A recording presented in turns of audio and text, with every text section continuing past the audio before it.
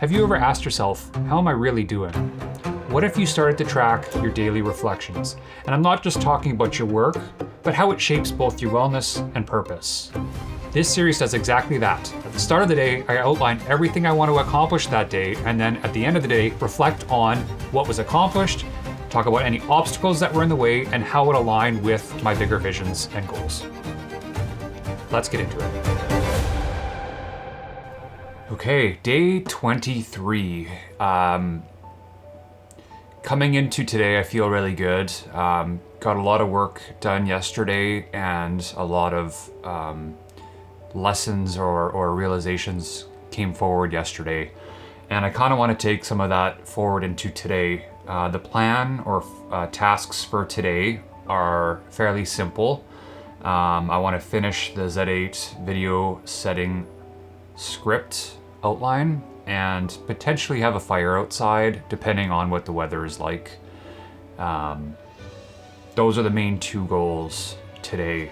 And when it comes to the approach for the script outline, typically what I do when I make videos is write the dialogue and then memorize it as much as I can and then say it to camera. I've tried teleprompters before, but the way in which the delivery comes across for me, I just don't necessarily like as much as if I'm able to, top of mind, try to remember the topics I want to cover and use that approach for the videos that I've been doing. That being said, what I want to do a little bit different is when it comes to specific video settings, instead of me writing all the scripts, the things I want to say, all I'm going to do is have a basic outline of here are the different subjects I want to talk about, and then just go for it. I'm not going to write down specifically of the way in which I want to deliver the content. I'm just going to go for it. So that'll be an interesting experiment. Might even dig in and do a test of it, do a couple feature sets to camera today. That might be one of those value adds if I get the outline done earlier than expected. When it comes to obstacles for today, the main one is just that it's a weekend day, and I usually want to do a little less work on weekends to be able to spend more time with the family. So that'll be the main obstacle. I could see the way in which I do the work today as solved to that is just breaking the day up. So doing a little bit of work this morning and then come back at it this evening. So that's likely the approach I'll take. I'm gonna jump into today and I'll report back at the end of the day.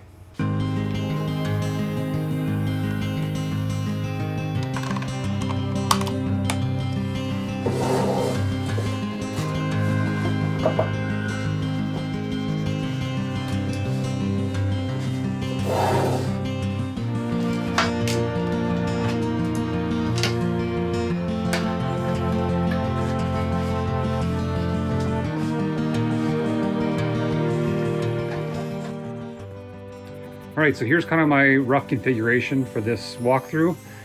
This will be the picture camera, the one that I walk through all the different menu settings to get your camera configured. The Z8 here, obviously.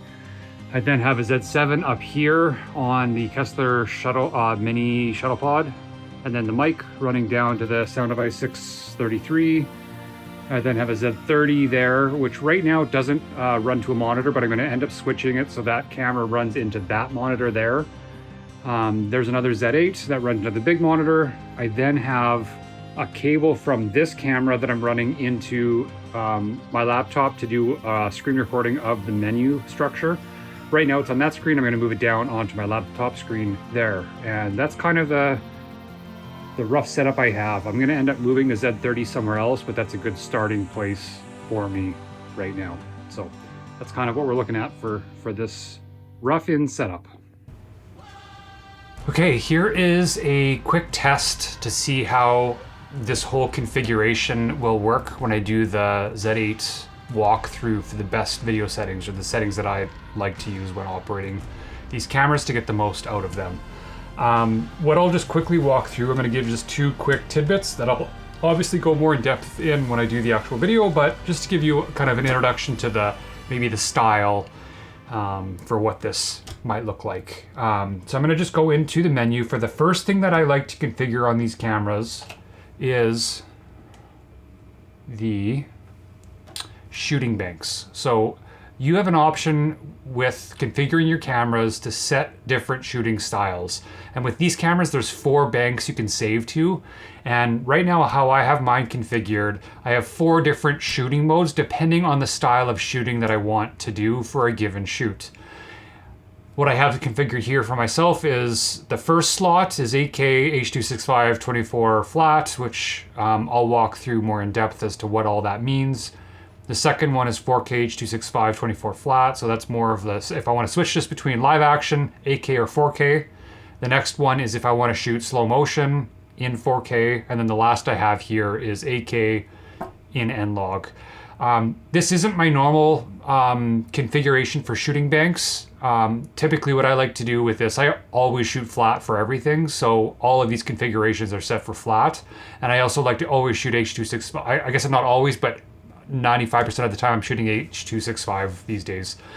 And how I would then have this structured differently is I would go 8K real time, 4K real time, 4K 120, and then 4K 60. And then I can quickly switch between, if I want really high resolution live action, I can do that. Or if I want to switch between different modes in 4K live action and then 2 slow motion modes, I can just quickly trigger through it. And I'm going to show you how easy, once you have this configured, how you can switch between modes so quickly. And then all you have to do in this field is you hit the I button on the handle, and then I can switch between the different shooting modes. So right now it's on the D bank. If I switch it over here to say the A bank, you'll see how quickly I'll switch between these different shooting scenarios. What you'll also notice is when you switch over, if you have the extended banks turned on, it also records your shutter speed and aperture in that scenario of shooting. So say you want to switch to slow motion, you obviously need to have a higher shutter speed. So let's just show you real quick how easy it is. Oops. Shoot mode. And we'll go to the 120, which will then show you how the shutter speed is set to a mode for that. So I've got a higher shutter speed set to kind of match that style of shooting. And yeah, that's one of the features that I'll be showing off when I do the actual walkthrough with a little bit more fine tuning and finesse around the edges. That was a pretty rough walkthrough, but you get the idea. The other one that I want to quickly mention too that has kind of been a new game changer for me is what this is here is a wireless audio adapter, and I've now started to integrate this for monitoring audio with this kit. What it allows me to do is get rid of the cord when operating, and allows me also to then use AirPods for this. All you need to do is literally turn this on, plug this into the camera, and you can pop in your AirPods. There's a little bit of work that needs to be done, or it's a little tough the first time you sync the AirPods, but once it's synced, it's super easy to use. The other thing about this one that I've noticed, and I see it actually as a massive perk for monitoring, there's a slight delay. So when you're in the field and you're trying to monitor audio, what I found sometimes is that when it's lined up perfectly and no delay on it, I'm not totally able to hear how good the audio is, even with noise canceling headphones. I just, for whatever reason, find that I'm able to monitor the audio so much better when there's just that really slight delay, so that I can differentiate between what I'm hearing out in the wild of the actual natural sound of that environment, and then what I'm hearing, what's coming kind of into the camera. So this has been really a game changer for me as I kind of operate on my shoots. So highly recommend this. I've been using it now for about a month or so, and it's been flawless. That being said, maybe shooting in an area where there's lots of Bluetooth devices, it might not work as seamless, but to this point in the environments I've been shooting, it's been working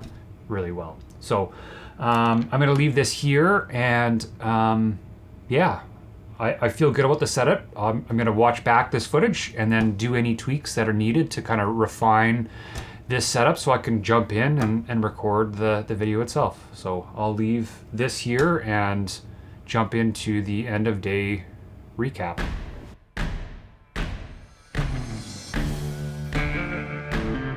All right, end of day 23, and great day today. Was able to get through the outline for the Z8 video setting script and feel really good about kind of where I landed. I managed to get a little bit of time testing cameras and setups, and I did a quick walkthrough of a couple of the settings, just testing the look and feel of everything.